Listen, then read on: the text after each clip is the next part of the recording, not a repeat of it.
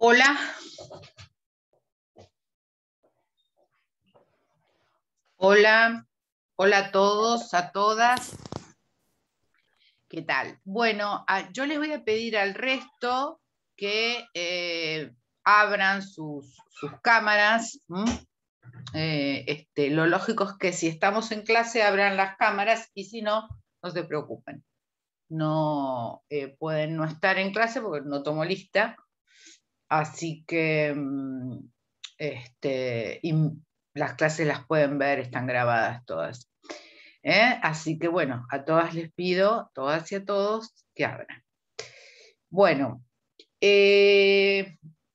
a ver, ¿hay alguien en la sala hoy que va a recuperatorio o porque le fue mal o porque no se presentó? No, ¿no? Pero alguien me escribió. Bueno, eh, bueno, y virtual tampoco, ni presencial ni virtual. Ujú. Bueno, alguien me escribió, pero bueno, no sé, no está en la sala en este momento. Bueno, les digo para los que tengan el recuperatorio, digamos, presencial o virtual, es el día 14, 15 horas en la facultad, los que dan presencial, y los que están exceptuados, que pueden ir a virtual, solamente,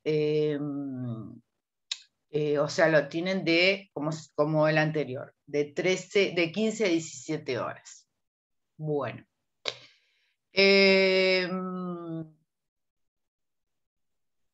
Vamos ahora a comenzar con la clase el martes que viene. No van a tener clases conmigo porque está el examen virtual,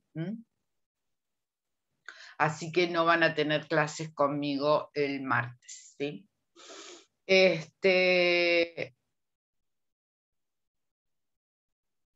Y además porque también se toma presencial. Bueno, vamos a empezar con la segunda parte del programa.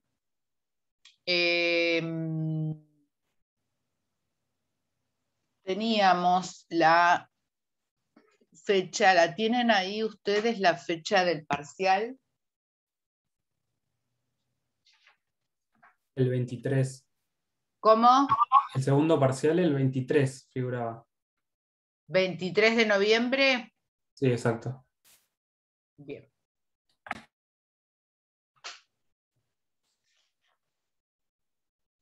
Bueno, la segunda parte del programa, y ya vamos a empezar a dar la clase, les aclaro que es la parte más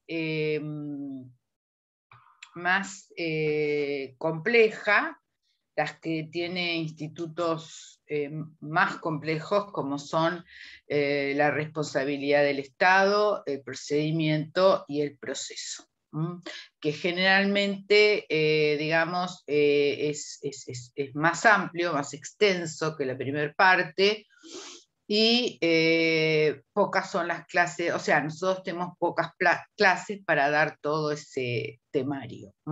Así que les sugiero que vayan leyendo. Ustedes saben que procedimiento nosotros sugerimos la ley comentada de Hutchinson, y el proceso en la provincia también hay un código comentado de la cátedra que está en fotocopiadora, al igual que la ley de Hutchinson, la ley comentada nacional de Hutchinson. Bueno, cualquier duda de bibliografía, ya saben que lo pueden preguntar en la clase o después en el campus. Bueno, vamos a empezar con servicio público. Ustedes no sé si lo han visto, pero servicio público, bueno, también está en PowerPoint.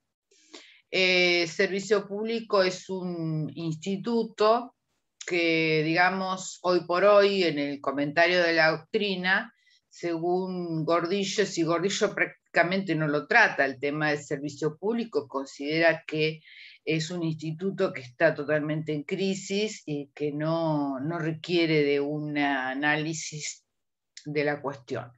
Si bien el servicio público, digamos, en los orígenes del régimen del derecho administrativo en Francia, era, digamos, todo el derecho administrativo era servicio público.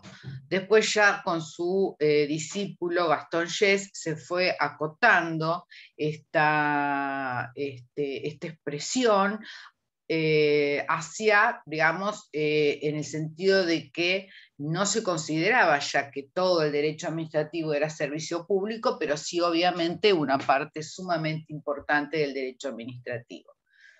En la actualidad, si bien, digamos, Gordillo tiene esta concepción de la crisis, no es acompañada con mucha parte de la doctrina, que realmente consideran que el servicio público no es todo el derecho administrativo, como en su momento se había considerado, pero que es una parte, por supuesto que es un instituto sumamente importante. Vamos entonces a ya entrar de lleno en el tema del servicio público. Les sugiero que vayan observando el PowerPoint.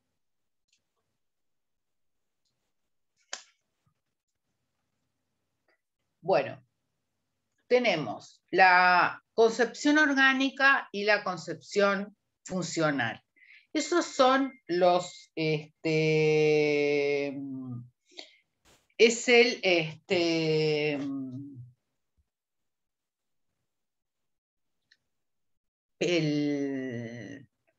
perdón, me distraje con una llamada. Es un concepto, una concepción orgánica y una concepción funcional.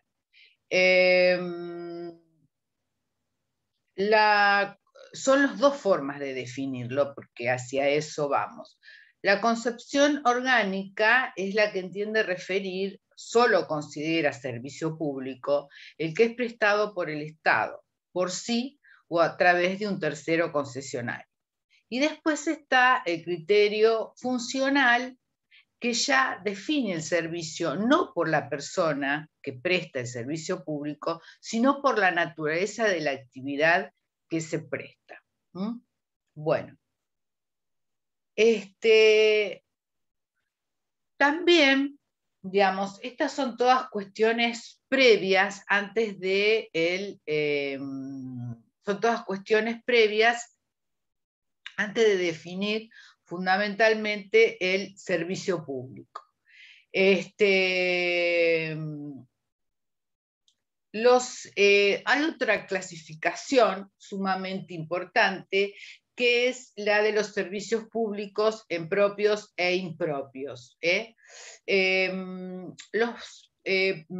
se asimila en parte a esta primera clasificación que hicimos de orgánicos y funcionales, porque propios son los servicios públicos que presta el Estado por sí o a través de un tercero, y el criterio impropio es el que prestan los particulares, pero con un especial régimen de control por parte del Estado. Bien, ahora vamos a identificar, analizar cuáles son las notas que identifican la existencia de un servicio público. Es decir, las notas que nosotros vamos a encontrar, las características que vamos a encontrar, y vamos a poder decir que ahí hay servicio público. Primero sería, hay dos notas. Esto que estamos viendo en cuanto a las notas o las características tiene ya que ver con, digamos, la teoría del servicio público en su origen, ¿no? Entonces, digamos, había dos notas, dos características. Que la satisfacción de la necesidad o del interés general sería el fin determinante de la creación del servicio. Y, en segundo lugar, habría una decisión de la autoridad pública en el sentido de asumir la satisfacción de la respectiva necesidad general. Es decir, que por un lado era el fin, o sea, que el fin de esa actividad fuera satisfacer el servicio público, y por el otro lado, que había una decisión de la autoridad que tal actividad iba a ser prestada a través del régimen del servicio público. Chicos, si hay algo que no se entiende o voy muy rápido, me paran y me lo dicen. Bueno, y en tercer lugar,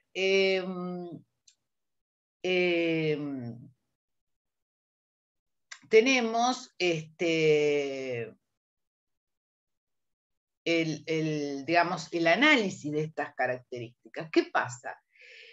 Si nosotros vamos con el criterio orgánico, que se inició en los orígenes del derecho administrativo, claro, hay un gran tema, es que, digamos, que hoy por hoy considerar que el servicio público tiene una, o sea, el fin que tiene es la satisfacción de un interés general, esto hoy por hoy, es decir, con los servicios públicos privatizados, es decir, cuando no es el Estado que lo presta por sí, sino a través de un tercero concesionario, realmente ha perdido vigencia, porque obviamente el tercero concesionario, es decir, presta el servicio a fin de obtener una ganancia. No es el objetivo satisfacer el bienestar general. Esto solamente puede ser si es el Estado el que lo presta. Bueno, seguimos con el PowerPoint y vamos a ver ahora el tema de la determinación de la necesidad. Es decir, está claro que uno de los ejes fundamentales para definir el servicio público es la satisfacción de una necesidad general. Esto está sumamente claro. Bueno, esa, digamos,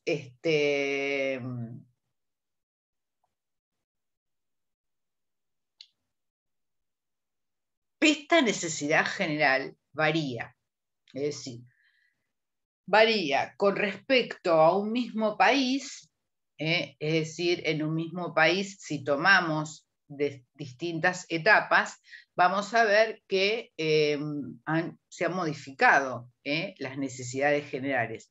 Por ejemplo, si nosotros analizamos nuestro propio país, nuestro derecho administrativo o qué pasó con los servicios públicos de hace 60, 70 años atrás, bueno, diríamos que una necesidad general era, por ejemplo, el colectivo. Ustedes saben que el colectivo es un invento argentino. Entonces, digamos, no hay duda que la necesidad general en ese momento era, por ejemplo, el transporte urbano, sigue siendo, ¿no? Pero en ese momento lo más importante o la necesidad general, ¿no?, más acuciante era el transporte urbano. El teléfono, digamos, el teléfono fijo, en esa época, si bien existía, eran muy escasos los domicilios que lo tenían. Entonces, por esa razón, si comparamos, bueno, la necesidad general acuciante en ese momento era el transporte urbano de pasajeros. En cambio, el teléfono, como medio de comunicación, no tenía esa importancia. Ahora, si nosotros vamos en la actualidad a nuestro país, vamos a ver, por supuesto que el transporte urbano de pasajeros es, digamos, es una necesidad general, es un servicio esencial, Pero si nosotros vamos a las comunicaciones, hoy vemos que las comunicaciones telefónicas han adquirido, digamos, es realmente una necesidad general. Si bien podemos decir que todo esto se va modificando, fíjense que incluso que ha ocurrido con respecto a la telefonía fija y la telefonía móvil, ¿no? La que era servicio público, que esto fue modificado por un DNU, la telefonía fija era un servicio público, digamos, y la móvil no. ¿Qué pasó? Que en realidad, en el transcurso del tiempo, la telefonía móvil superó a la fija. Es decir, porque la gente no solamente que ya no pedía cuando o sea, nuevas construcciones, ya no pide el fijo para instalarlo como era antes, sino que muchos hogares o lugares o oficinas inclusive se ha dejado la telefonía básica. Y por eso es que ha adquirido tanta importancia la telefonía móvil. Los aparatos de telefonía móvil han superado con amplísimos márgenes a la telefonía básica.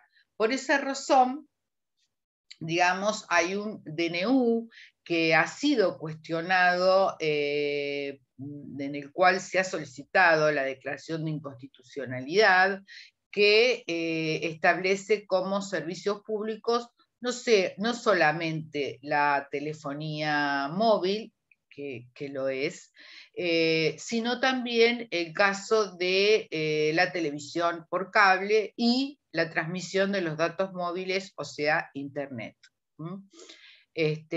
Todos medios que hoy han adquirido, que eran impensables hace unos pocos años atrás, pero hoy han adquirido una relevancia impresionante. El caso de los datos móviles, Internet, ha adquirido todavía más relevancia después de esto, del tema durante el tema de la pandemia, ¿no?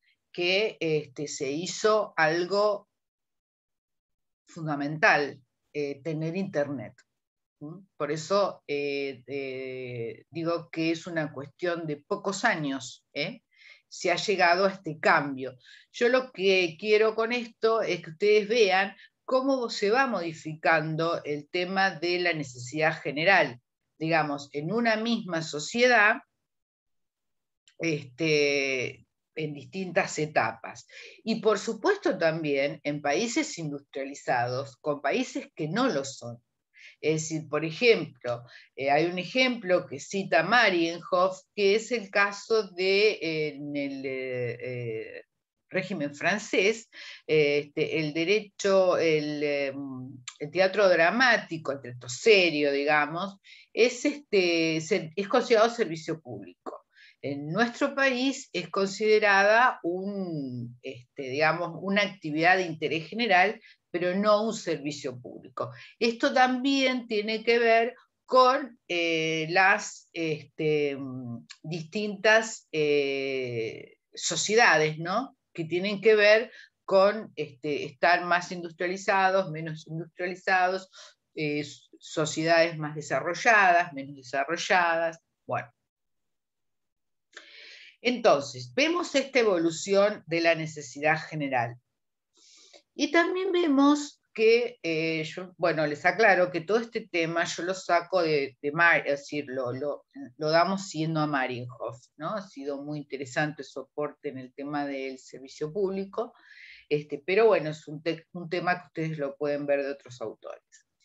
Bueno, él distingue entre necesidad general y necesidad colectiva.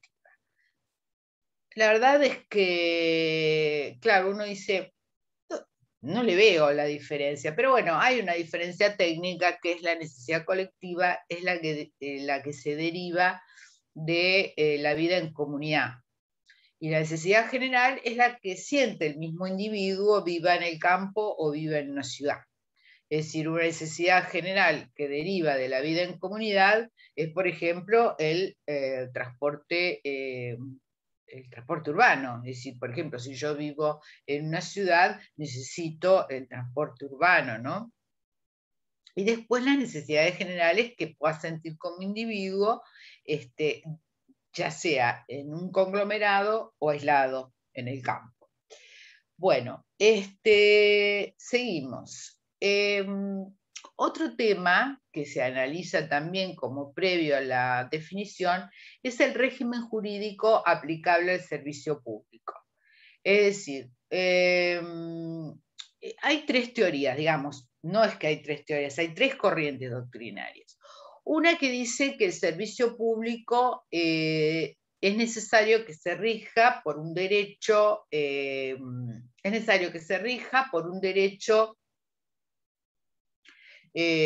público especial dentro de lo que es el derecho administrativo. Digamos, un procedimiento o un régimen especial. Marienhof estaría en la segunda corriente, en la que dice que no es necesario, digamos, un derecho, no es necesario un derecho público, o un procedimiento especial de derecho público, no es necesario. Es decir, con que el servicio público esté regulado por el derecho público es suficiente, porque eso le da la posibilidad al que presta el servicio público de, por ejemplo, ejercer prerrogativas públicas, en el caso de poderse facultado para expropiar. Recordemos que esto, bueno, lo vamos a volver a ver, pero que en el servicio público, es decir, cuando es prestado por un particular, ese es casi el único caso en el cual, digamos, en esa concesión del servicio público, se le concede al concesionario la posibilidad de usar prerrogativas de derecho público, es decir, más concretamente el poder de policía. Pero no siempre. Por ejemplo, cuando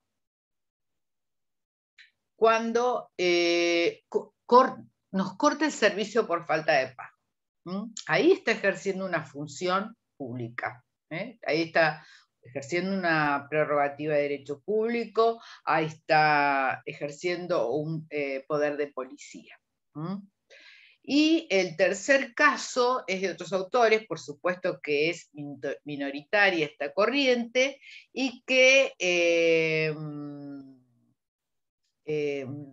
es el que dice que es, digamos, uno de los promotores de este criterio, es un autor chileno, Silva Sima, que dice que es suficiente, o sea, que se puede tener un servicio público y se le puede aplicar un régimen del derecho privado. Bueno, otros temas a analizar antes de definir es el caso de los monopolios. Cuando nosotros hablamos de servicio público, a veces, ¿no?, asociamos servicio público con monopolio. Pareciera que solamente el servicio público se puede ejercer en forma monopólica. Antes de ver este tema o este interrogante, tenemos que despejar dos ideas. Primero, que el monopolio puede ser legal o real. El legal es, por ejemplo, el que una norma dice que, digamos, en algún caso, el servicio público se va a prestar con una preferencia por 10, 20 años, por ejemplo. Eso es un monopolio legal. Y otro es un monopolio real porque, digamos, que los que son digamos, los bienes como para prestar ese servicio, solamente, digamos, el Estado posee digamos, un único sistema, y con lo cual ahí hay un monopolio real, ¿no? Porque si lo concesiona solamente se lo puede concesionar a una persona, no puede haber ahí un tema de competencia. Por ejemplo, que sería el caso de la distribución de gas. La distribución de gas y todo el sistema de cañerías, desde la fuente hasta los domicilios, evidentemente, digamos, todo ese sistema de cañerías, hay uno solo, que es del Estado, que se lo dan como dato a quien presta el servicio de distribución domiciliaria del gas. Pero que hay, digamos, es uno solo. Pero esto no implica que si algún particular invirtiera en hacer otro sistema de cañerías, ahí dejaríamos de tener ese monopolio. ¿Se entiende? Bueno, otro tema también para analizar es el caso de los usuarios determinados o indeterminados. A los usuarios determinados se les denomina uti singuli y a los usuarios indeterminados uti universi. Bien, ¿qué es esto? El caso de los usuarios indeterminados son aquellos en los que el servicio se presta a toda la población. Y en el uti singuli, en realidad, se determina a quién se presta el servicio. En algún momento se determina a quién se presta el servicio. Generalmente es con el pago. Los servicios uti universi, por ejemplo, pueden ser policía, la policía de seguridad, la defensa nacional, o sea que acá se benefician todos, la sociedad en su conjunto. En cambio, en los uti singuli, digamos que hay una determinación del usuario, que como decía, generalmente es en el pago. Por ejemplo, la telefonía, por ejemplo, el consumo de energía eléctrica, de gas, es decir, el usuario se determina por lo que consume, que es lo que va a pagar. Bueno, y acá llegamos a la definición de servicio público. Por servicio público, esto es una, perdón, es una definición que da Marienhoff, que dice: por servicio público ha de entenderse toda actividad de la administración pública o de los particulares o administrados que tienda a satisfacer necesidades o intereses de carácter general, cuya índole o gravitación, en el supuesto de actividades de los particulares o administrados, requiere el control de la autoridad estatal. Fíjense que, ¿por qué tomamos también el análisis que hace Marienhoff del servicio público? Porque Marienhoff tiene un criterio amplio de lo que es servicio público. Es decir, no es solamente que hay autores que consideran, como ya lo vimos, que servicio público solamente es el que presta el Estado por sí o a través de un tercero concesionario. Por ejemplo, el servicio, qué sé yo, la electricidad, el gas, pero también hay otros servicios, y esto es el criterio funcional, en los cuales, digamos, los prestan los particulares, pero a través de un régimen de excesivo control por parte del Estado, que inclusive le fija las tarifas. A ver, ¿qué se les ocurre que puede ser un servicio público indicado así teniendo en cuenta el criterio funcional? Digamos, recordemos, está prestado por los particulares. Por supuesto que hay una licencia o un permiso de parte del Estado que además, por ejemplo, le fija las tarifas y las condiciones en que se va a prestar esa actividad. ¿Qué se les ocurre?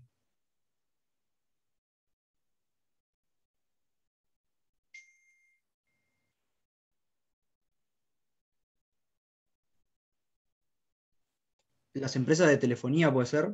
Claro, personal. No, esas, como hoy decíamos, en la telefonía móvil, por un DNU de este año, se declaró que las mismas se prestan bajo el régimen de servicio público. Por esa razón es que el prestarse el servicio público hace que el Estado, por ejemplo, le fije las tarifas a la telefonía móvil. Digamos que no es que digamos, estableció en forma monopólica, porque no lo hizo ni es necesario hacerlo, ¿no? Que sea en forma monopólica, como yo hoy les decía, el monopolio no va de la mano del servicio público. Si hubiesen querido hacerlo en forma monopólica, es decir, que o un monopolio legal, que una sola empresa o dos empresas tuvieran la distribución de la telefonía móvil, bueno, en ese caso tendrían que haber indemnizado a todas las otras empresas que prestan el servicio público. Supongamos que, digamos, licitaba dos prestatarias, bueno, iba a tener que indemnizar a Claro, Personal, es decir, todas las empresas privadas que prestan el servicio. En realidad, se dejó a todas prestarlos en libre competencia, que es un poco el sistema que ha utilizado Chile cuando comenzó la privatización, es decir, en las cuales todos los que de las empresas privadas que prestaban el servicio lo siguieron prestando, no indemnizaron a nadie, porque ya Chile tenía, digamos, privatizado los servicios públicos cuando toda la teoría, el movimiento de la privatización llegó a nuestro país, Chile ya lo tenía, de muchos servicios públicos privatizados. Así que no sería ese el caso. Igual, perdón, el año pasado con el intento del congelamiento de los precios en la telefonía no aplica. No, digamos, vos hablás de congelamiento, es decir, cuando se les impedía, digamos, aumentar. Claro, se lo declaró servicio público y se les congeló el precio. Claro, es el DNU que hablo yo. Fue Claro, hecho con un DNU. En ese caso no aplica la pregunta que usted está haciendo. A ver, no entiendo. No, usted preguntó cuál era el caso en el que los particulares Sí. estaban limitados a poner un precio. No, yo lo que pregunté es en qué casos para ustedes, un ejemplo de un servicio público prestado por particulares, digamos, bajo un régimen de estricto control por parte del Estado, puede ser funcional. Yo entiendo perfectamente lo que me decís vos y lo que dijo tu compañero con respecto a la telefonía móvil, porque da una respuesta a lo que yo estoy diciendo. Son particulares que prestan el servicio público, pero lo que ocurrió que el Estado, a través de una DNU, como bien vos lo decís, los declaró servicio público. Y ahí no se habla de un congelamiento, sino que en realidad lo que hubo es, digamos, el Estado ahí ya fija la tarifa. No es que surge de la libre competencia de las empresas. El Estado le fija la tarifa. Eso es distinto. Pero bueno, en realidad el caso más común que yo estoy diciendo es el caso de los remises y los taxis, en los cuales es una actividad completamente privada, nada más que, por supuesto, tienen que estar autorizados por el Estado para, digamos, hay una licencia en el caso de los taxis, o una autorización, un permiso para funcionar en el caso de los remis. Pero es una clara actividad privada en la cual el Estado, con un importante control, autoriza a, digamos, les fija la tarifa, les dice cuántos años puede tener un modelo, lo que lo tiene que renovar. Fíjense que con respecto al planteo que ustedes hicieron, con respecto a la telefonía móvil, en realidad, antes de que, digamos, se dictara ese DNU que estableció que esa actividad iba a ser satisfecha a través del régimen de servicio público, el Estado en realidad antes no intervenía para nada. Es decir, no fijaba las tarifas, no ejercía ningún tipo de control, porque inclusive cada empresa tenía una distinta forma de determinar las tarifas. Es decir, había algunos que el minuto duraba más, o el minuto duraba, o sea, el minuto duraba más, el minuto duraba menos, todo era una cuestión diferente. Entonces, hasta ese momento no se ejercía ningún control. En cambio, esto es lo que quiero para diferenciar. Digamos, antes del DNU, la telefonía, ¿qué decíamos de la telefonía móvil? Inclusive hay doctrinarios que lo han dicho, es una actividad que seguramente en algún momento ya se sabía que iba a tener que ser regulada a través del régimen del servicio público, por la importancia que había adquirido. Pero hasta que se dictó el DNU solamente era eso, una actividad que se pensaba que por la injerencia que tenía en la vida cotidiana, en la economía, debía ser regulado por el Estado, pero nada más que eso, no tenía ningún tipo de autorización ni control de parte del Estado. ¿Se entendió la diferencia? Sí, sí. Bueno. Entonces, como nosotros vemos en la definición de servicio público, Marienhoff toma los dos casos, o sea, el criterio orgánico y el criterio funcional. Los dos casos los incluye como pertenecientes al servicio público. Bueno, ahora vamos a lo que llamamos los caracteres del servicio público. Los caracteres del servicio público son continuidad, uniformidad, generalidad y obligatoriedad. Vamos al primero, la continuidad. La continuidad significa la falta de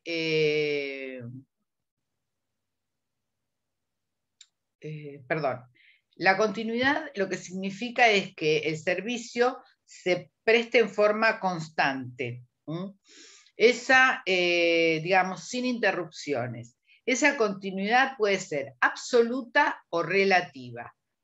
Absoluta es cuando un servicio público no admite interrupciones. Y relativa cuando un servicio público admite interrupción. ¿Qué se le ocurre? ¿Cuál se les ocurre que pueda ser un servicio público que admite interrupciones y otro que no admite interrupciones? Es decir, que el que no admite interrupciones, el servicio público debe ser prestado de forma permanente. No admite ningún tipo de interrupción. En cambio, hay otros en los cuales se continúa en un momento, pero tiene recesos. Interrupción en el servicio.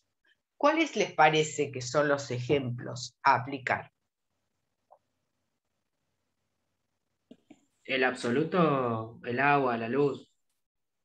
Claro, exactamente. Esos no admiten interrupción. Bien, perfecto.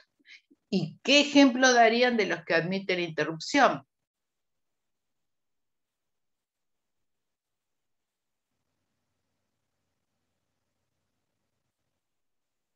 Algo de ustedes, un lugar donde ustedes están, digamos, en este ¿La facultad? momento.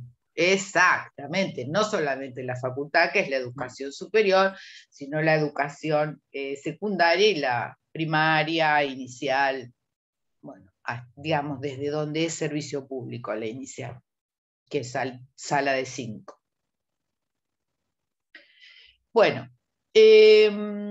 cuando nosotros estamos hablando de este carácter de la continuidad, aparecen tres temas que los analizan todos los autores, que es el caso, primero, el ejercicio del derecho de huelga, que es, si bien no tiene la discusión, digamos, que tuvo en algún momento, es decir, porque en algún momento se planteaba, inclusive muchos autores planteaban de que aquellos que prestaban el servicio público no podían, sean tanto funcionarios, si era el Estado, o en el caso de los empleados de empresas privadas, no podían ejercer el derecho de huelga. Esto en realidad fue, digamos, aclarado por fallos de la Corte Suprema de Justicia de la Nación, en el sentido que el derecho de huelga para los funcionarios públicos es, digamos, que no es un derecho que se suspende si el funcionario está afectado a un servicio público. Siempre va a tener el ejercicio del derecho constitucional de huelga. Ahora, por supuesto, como todo derecho, no puede ser, digamos, puede ser reglamentado su ejercicio, ¿no? Así es como, digamos, ya existía en el año 1914 un decreto que reglamentaba el ejercicio del derecho de huelga, de los funcionarios que estaban afectados a la prestación de un servicio público. Después, en el año 91, se dictó, digamos, se amplió esa reglamentación con respecto al ejercicio del derecho de huelga, que luego fue nuevamente en el 2006 modificado por otro decreto. Básicamente, estas, digamos, reglamentaciones sobre el ejercicio del derecho de huelga con respecto a no solamente a los funcionarios, sino a las empresas, a los, digamos, empleados de las empresas particulares que prestan un servicio público, sí, pero lo vemos más claramente con respecto al funcionario público, ¿no?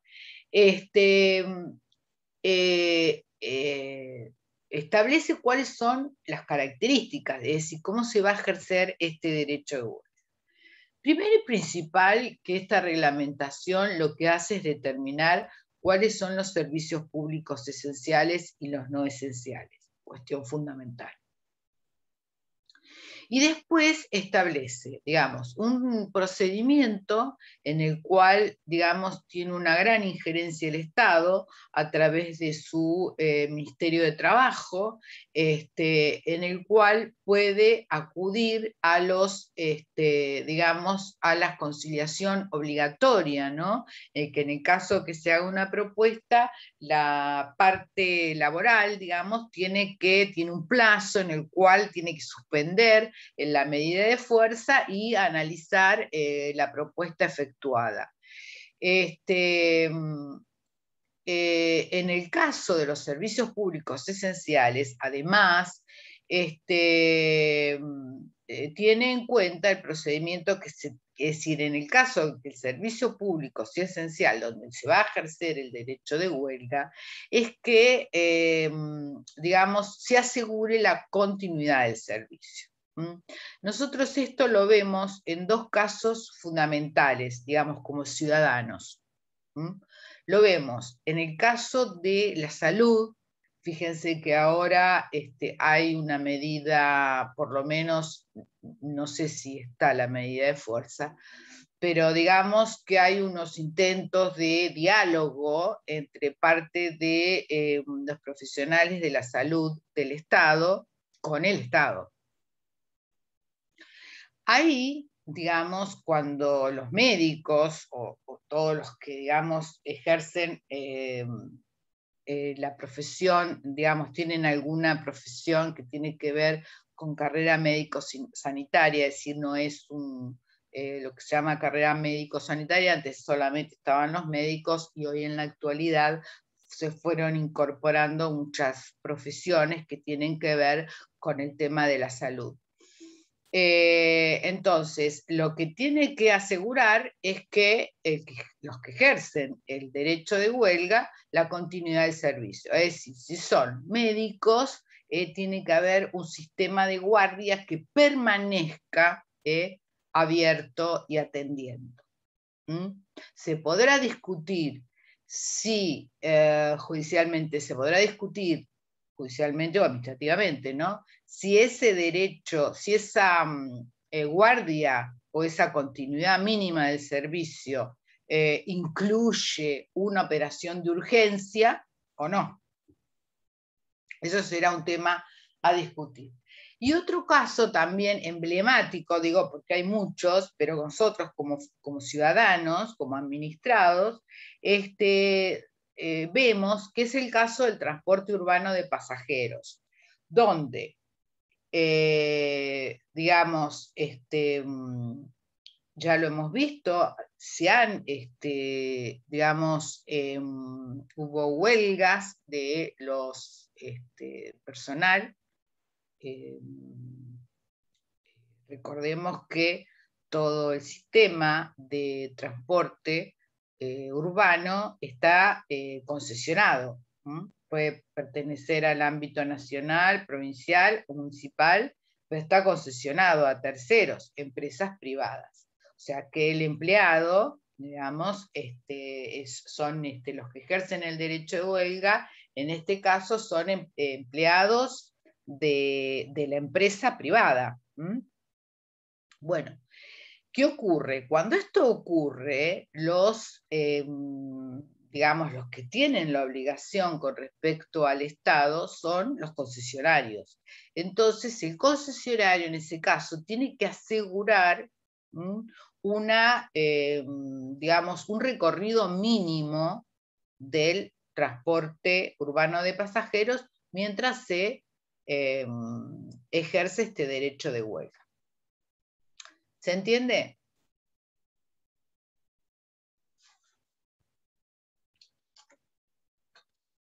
Bueno, otro tema es la teoría de...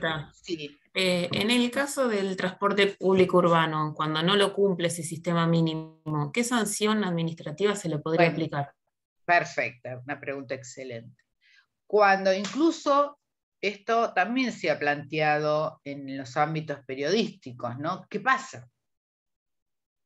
En realidad, la empresa de transporte, digamos, la concesionaria, tiene que cumplir con el contrato y si no, y con esta reglamentación.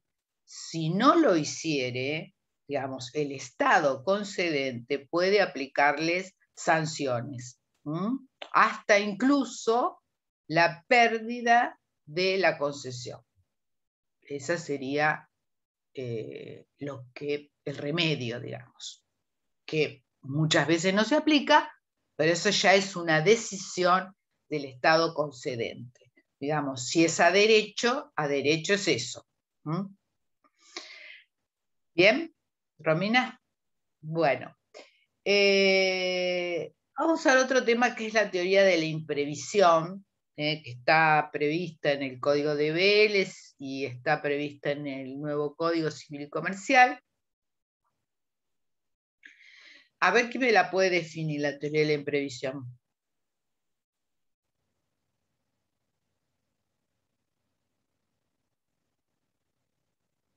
¿Qué es? ¿Cómo la explicarían?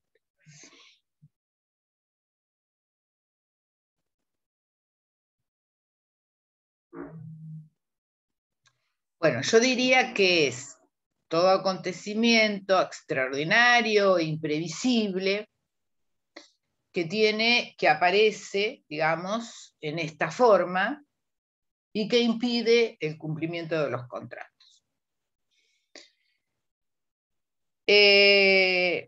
Esto se aplica tal cual es, tal cual se reguló en el derecho privado, y esto tiene que ver fundamentalmente con el cumplimiento de los servicios públicos. Es decir, en épocas de grandes inflaciones, se dictaron una serie de leyes que permitían, para que no se paralizaran los servicios públicos, se permitía digamos, una automaticidad en la fijación o el aumento de la tarifa. Es decir, por ejemplo, si había, por ejemplo, un aumento en algún rubro que compone el costo de la tarifa, por ejemplo, aumento o sea, una nueva paritaria, qué sé yo, en el transporte urbano, aumento de sueldos. En ese caso, obviamente, digamos, la tarifa se altera, hay una alteración económico-financiera de la tarifa, del contrato originario. Entonces se dictaron una serie de leyes para, digamos, evitar la paralización de los contratos de los servicios públicos y que, digamos, por los aumentos de los distintos rubros que componían la tarifa, y esas leyes, sobre todo, son del ámbito nacional, que, digamos, están no derogadas, pero suspendidas, digamos, a partir de la ley de convertibilidad, que mantuvo la suspensión de los ajustes. O sea que están suspendidas en su vigencia, pero, digamos, no están derogadas. Otro tema es la prohibición de que los bienes afectados a un servicio público sean objeto de ejecución forzada. Esto, bueno, que tiene también que ver con la quiebra, es el caso de, por ejemplo, en nuestra ciudad, nosotros tenemos prácticamente un sistema monopólico en la prestación del servicio público, que es el único ejemplo que se puede dar, en la cual supongamos una situación en la que la mayoría de los vehículos, los colectivos, estuvieran prendados. Digamos que quien prendó esos colectivos, quien ejerce el derecho de prenda, es decir, puede hacer la ejecución del derecho de prenda. Lo que no puede, lo puede llegar a embargar, lo que no puede es ejecutarlo.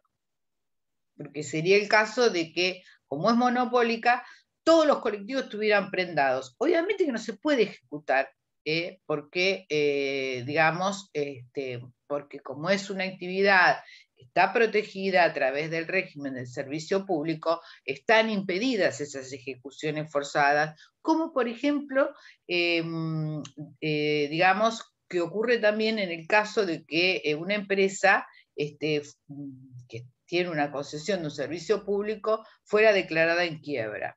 Lo que se va a hacer es que si es monopólica,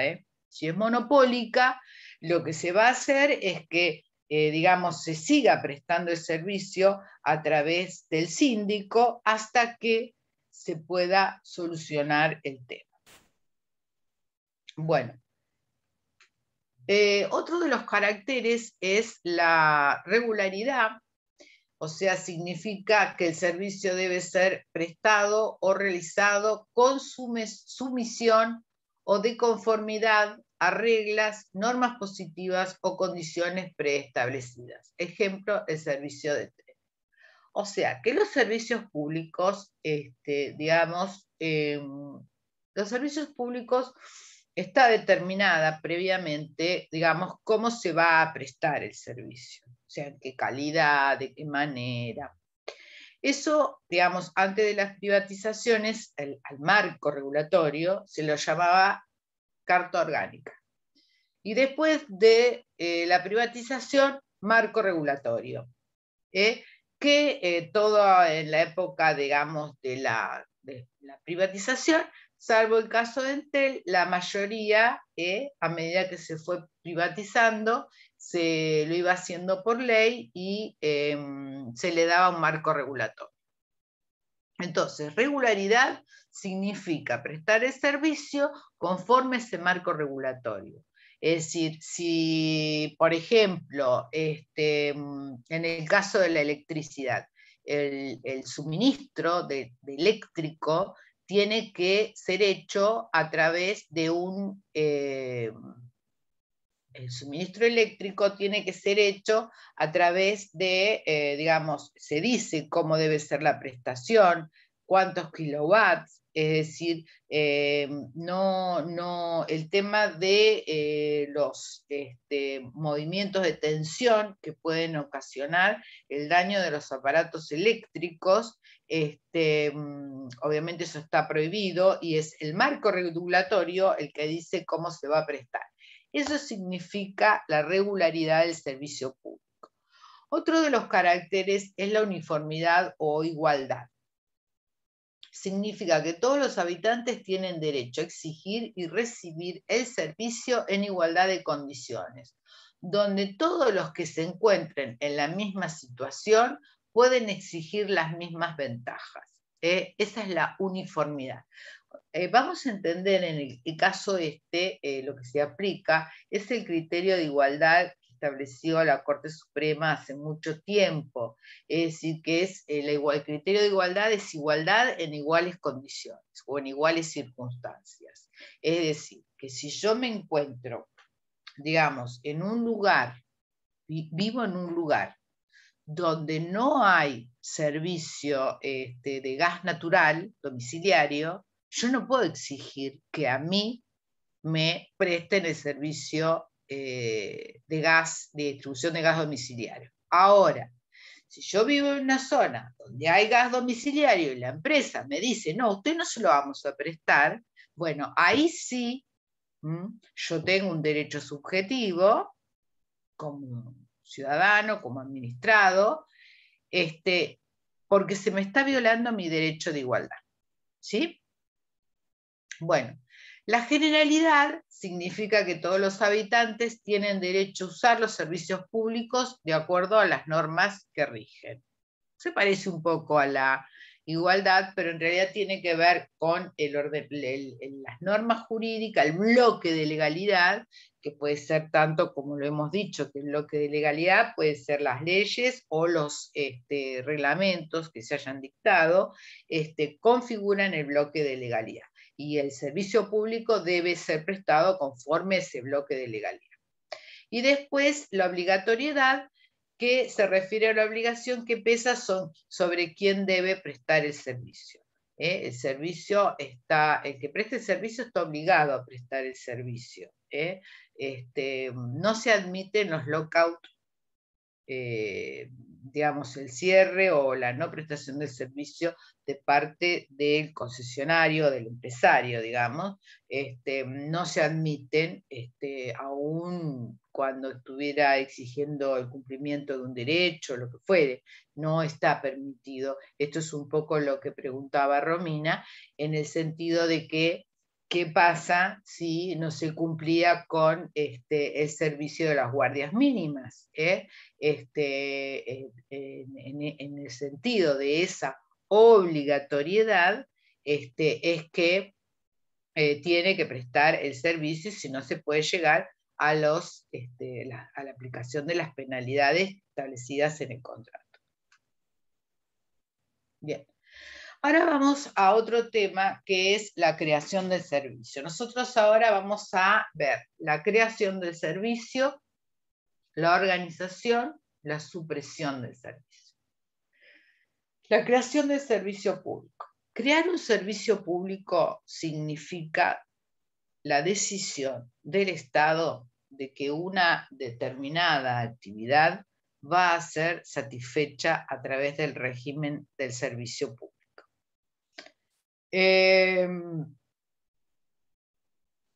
Esa decisión que toma el Estado puede ser por un acto o por un hecho. Si es por un acto, puede ser por una ley o por un decreto.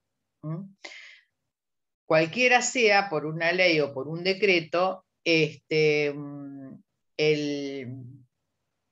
estamos hablando de una creación formal del servicio público.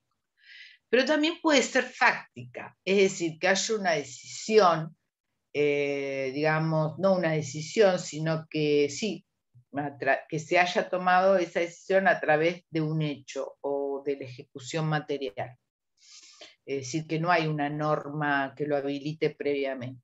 Pero también se puede crear un servicio de esa manera y sería una creación material del servicio público. Bien, cuando nosotros hablamos de la creación, además de que puede ser por un acto del Estado o por un hecho, hay dos temas que tenemos que analizar. Uno es la jurisdicción, a quién le corresponde. Y otro, analizada la jurisdicción, a qué órgano le corresponde. Cuando nosotros hablamos de la jurisdicción, digamos, en nuestro país, de acuerdo a la estructura de gobierno, nos vemos frente a tres jurisdicciones: la nacional, la provincial y la municipal. Nosotros vimos al principio de la cursada que el derecho administrativo es un derecho local. Eso significa que no fue delegado por las provincias a la nación, con lo cual, digamos que hay, digamos, siempre la jurisdicción va a ser local. Dice, de acuerdo a la Constitución, hay servicios públicos en los cuales las provincias sí lo delegan, puntualmente en servicios públicos determinados, que delegaron las facultades a la nación. Caso, por ejemplo, de correo, caso, por ejemplo, de las universidades públicas, que fue delegado por las provincias a la nación. Ahora, si no hubo delegación de las provincias a la nación en la Constitución, eso quedó en manos de las provincias, o sea que la jurisdicción es provincial. Y en muchos casos, como por ejemplo en la provincia de Buenos Aires, se cedió alguno de esos servicios a los municipios a través de la ley orgánica de las municipalidades. Nosotros, a ver, ¿cuáles son los servicios públicos más importantes que presta el municipio de General Porredón? Bueno, o todos los municipios, ¿no? Pero bueno, el de General Porredón por ser uno de los más importantes de la provincia. Mar del Plata, obras sanitarias, ¿puede ser? Claro, obras sanitarias es una, sí, digamos, el servicio es de la prestación de agua potable y de la administración de las cloacas, que eso está en manos de OCE, que es una sociedad de Estado, digamos, cuyo principal accionista es la municipalidad. Como la municipalidad es su principal accionista, podríamos decir que es municipal, pero en realidad está en manos de OCE, que es una empresa, una sociedad de Estado.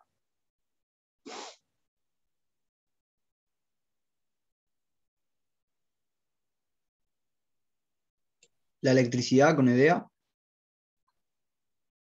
A ver, al resto, ¿qué les parece?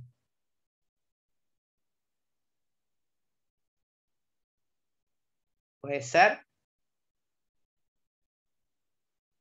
En ese caso la jurisdicción es provincial, municipal. Creo que es provincial EDEA, ¿verdad? Exacto, provincial. y es provincial. Así que digamos que es la distribución de la energía eléctrica, digamos, quedó en manos de la provincia. Hay que hacer, en esto está bueno la aclaración, el traer a debate el tema de EDEA, creo que fue por Martín, ¿no? Me parece interesante que lo haya traído porque algo que yo me olvidé que también, que los servicios públicos,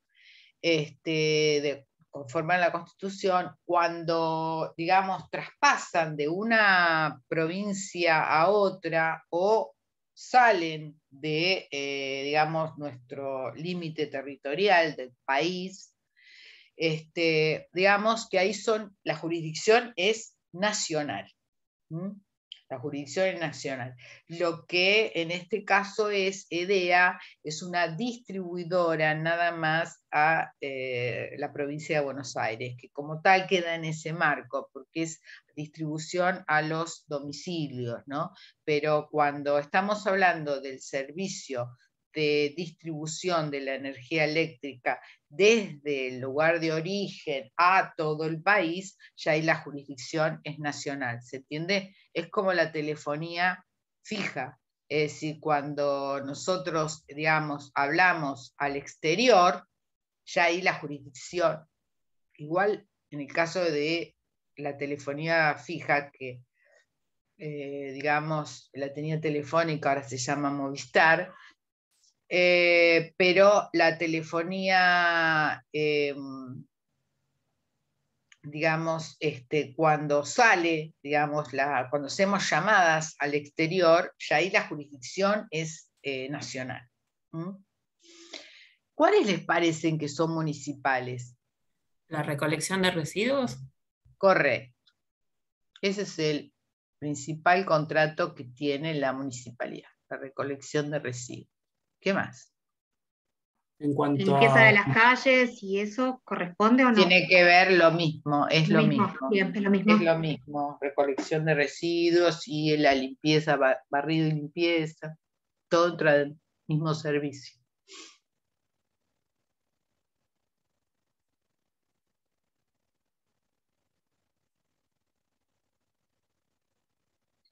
¿Y qué otro más? Es importantísimo. ¿puede ser el hospital municipal o no incluye ahí? Ese es un servicio, a ver, sí, por supuesto, es un servicio público, ¿cómo lo definirías? Porque no sé en cuanto a Digamos, no lo definiría, ¿cómo lo explicarías? ¿Qué es? ¿No? ¿Prestado por quién? ¿Está tercerizado? No sé en el caso de Mar del Plata, la verdad, porque no soy de ahí, pero No sos de acá. Bueno, yo claro. te aclaro, lo presta, acá hay un hospital municipal, que es el SEMA. Claro, en otros lugares más chicos, el hospital municipal se llama así, hospital municipal. ¿De dónde sos vos? De San Cayetano, y hay hospital municipal y lo administra Claro, completamente el municipio, por eso. exactamente, la mayoría de Acá en los... Balcarce también es un solo hospital, no hay nada más, y Claro. todo se deriva en caso de alguna urgencia a Mar del Plata. Es un Claro. hospital, depende del municipio. Está bien, perfecto. Y acá tenemos el SEMA. No se llama hospital municipal, pero tenemos el SEMA, que es municipal, no está tercerizado. Sí, es un servicio público municipal, pero hay unos chicos que es fundamental. ¿El alumbrado? Ya lo dijeron, alumbrado, barrido y limpieza. ¿Qué estuvimos hablando hoy? ¿La policía ¿Transporte? municipal? No, ya no hay. O sí, no sé, porque yo no vivo ahí, pero... Claro, pero la policía, sí.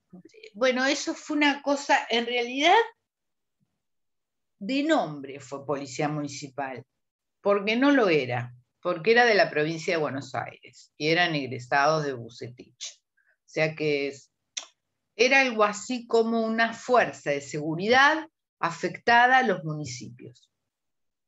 Eso era lo que era, pero era provincial. El caso del transporte urbano de pasajeros. que bueno, es el segundo contrato que tiene la municipalidad. Bueno.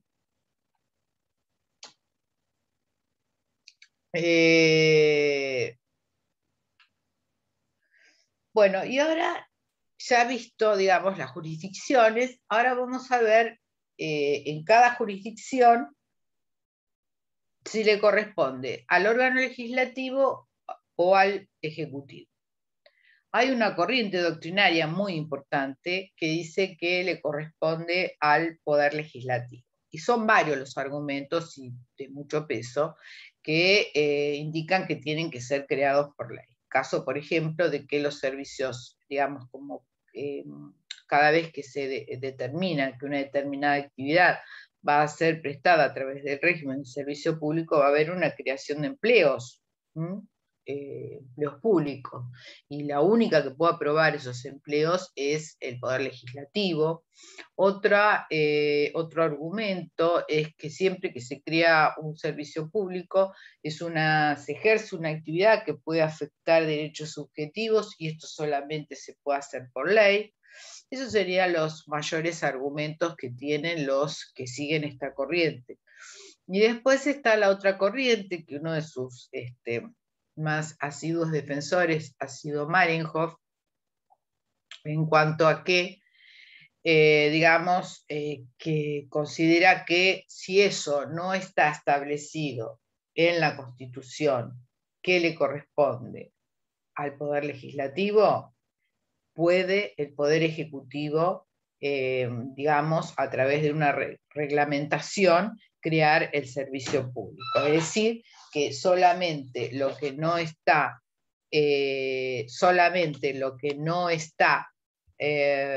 digamos, establecido que, solamente lo que no está establecido que le corresponde al Poder Legislativo por la Constitución, le corresponde al Ejecutivo por ese poder residual que tiene el Poder Ejecutivo para esta corriente doctrinaria, ¿no? Dice que el Poder Ejecutivo tiene un poder residual que tiene que ver con ser el jefe de la administración pública, por eso si algo no está, digamos, establecido en la Constitución que le corresponde al Poder Legislativo, le corresponde al Poder Ejecutivo. Hay igual en esta corriente una, digamos, otra derivación, que es la de Casagne, que dice que, digamos, en esa, digamos, límite de actividad entre el legislativo y el, digamos, que lo que le corresponde al legislativo le corresponde al ejecutivo, es mixto. Es mixto. O sea que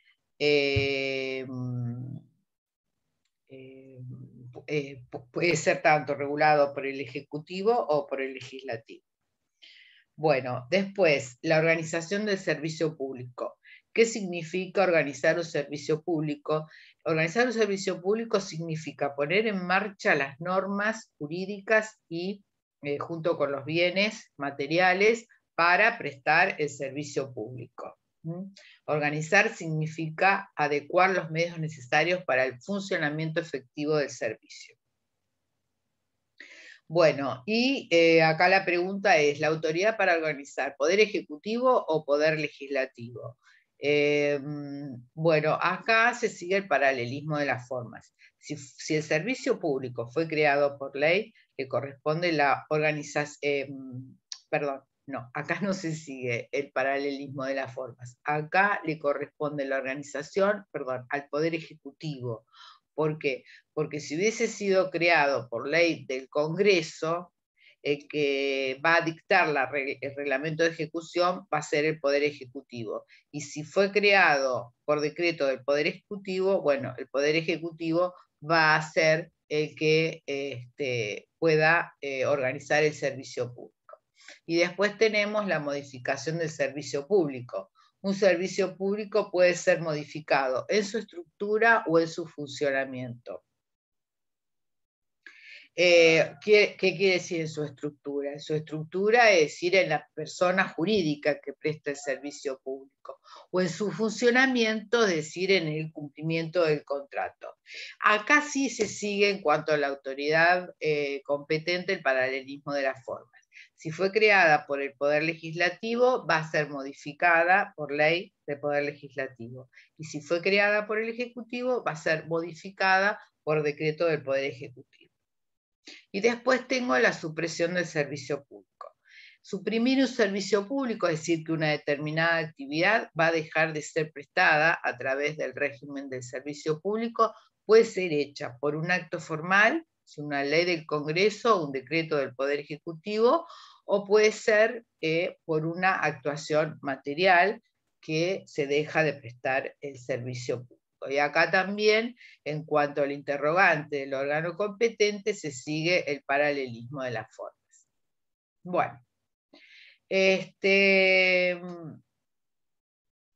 ya nos queda para la clase que viene todo lo que es, o sea, si quieren ir leyendo, todo lo que es retribución del servicio público, tarifas, cómo son las tarifas, los entes reguladores, vamos a ver, y cómo fue el movimiento privatizador, cómo se dio en nuestro país. ¿Sí? Bueno, no sé si quieren hacer alguna pregunta. No. Bueno, chicos, ya les digo, el martes no... Este jueves tenemos doctora con el doctor Risi, ¿verdad? Sí, bien. sí, tienen Sí, con el igual, doctor martes Risi. usted, jueves el doctor. Sí, lo que el martes que viene no van a tener conmigo por el tema que se corrió, porque como el 8 era feriado, se corrió para el 14. De todas maneras, esta clase la vamos a tratar de, digamos, de alguna manera poder recuperarla. No es fácil, sí, no es fácil. El 14 jueves. ¿No?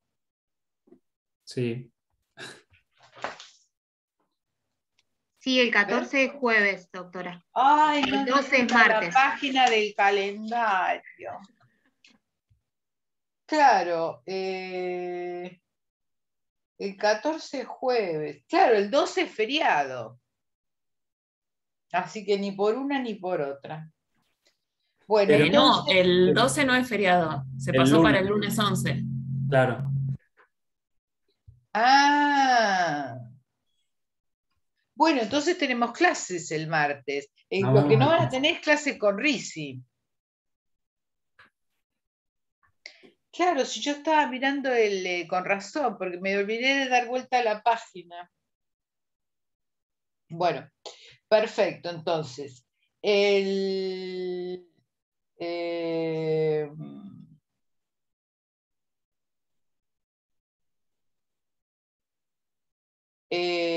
Entonces sería, bueno, nos vemos el 12. Conclusión, no los confundo más, nos vemos el 12. Bueno, chao chicos. Doctora, si quiere yo ahora lo publico en el grupo de WhatsApp para que los chicos se enteren. Yo lo puse en el campus, pero ustedes, no, te voy a pedir que lo pongas en el grupo de WhatsApp. Bien. Porque en el campus, no sé por qué no lo usan el campus ustedes, debe ser porque tienen el grupo, ¿lo usan? Bueno, yo lo publiqué. Capaz que puse martes, ahora lo voy a ver qué es lo que puse. Pero sí te voy a pedir que lo aclares en el grupo de WhatsApp. Bárbaro, gracias. Bueno, chicos, hasta el martes que viene. Chao, hasta luego.